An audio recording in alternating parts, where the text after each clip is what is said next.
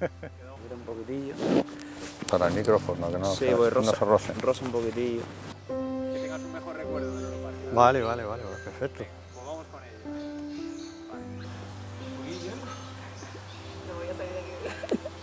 Mi nombre es Julio y trabajo en el departamento jurídico del Europarque hace ya 29 años. Me llamo Román Álvarez Díaz, trabajo aquí en el Europarque desde el 94. Yo soy Lali Hernández, llevo casi 39 años en el Europarque. Soy Conchi, llevo 35 años aquí en el Europarque y tengo una tienda, trabajo en ella. Yo me llamo Carmen, llevo en el parque casi 22 años y estoy en el departamento de contabilidad.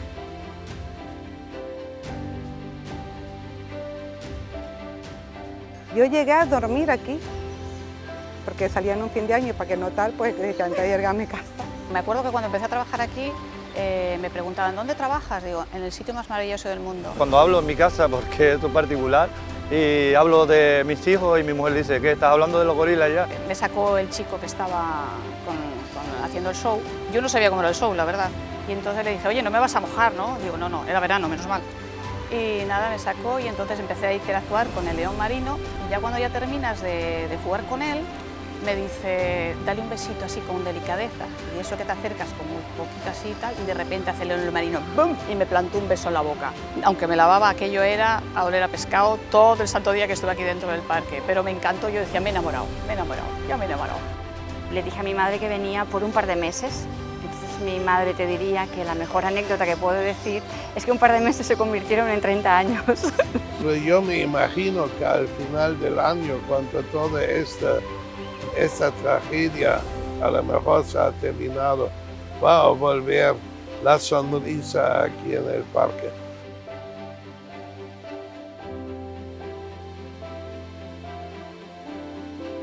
Una gran familia, siempre una gran familia. Para mí esto es mi segunda casa, o casi la primera, porque he llevado más tiempo aquí. Ay, chicos, qué vergüenza.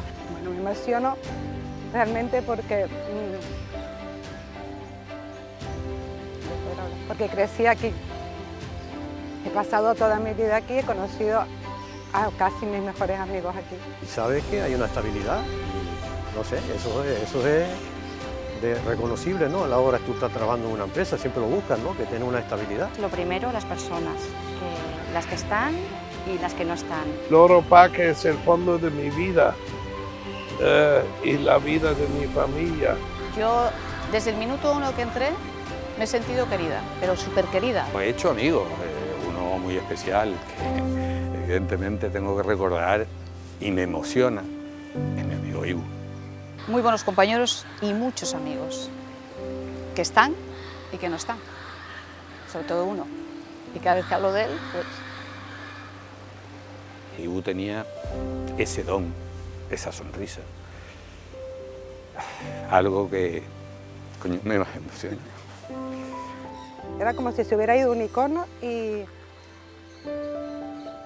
es que se fue en el año...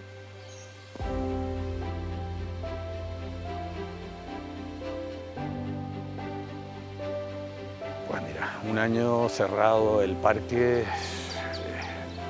una cosa que era inimaginable. Me da un sentimiento tremendo, pero tremendo, ¿eh?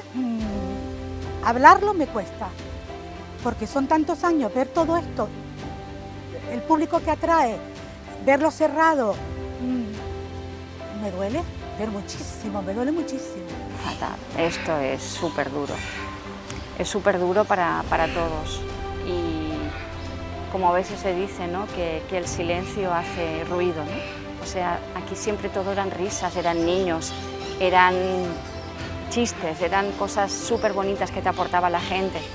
Y tanto silencio cada día, repito, hace ruido. Tristeza, una tristeza enorme. Un poco de impotencia porque no vemos, todavía no, a la época que estamos ya, después de un año, no vemos el final.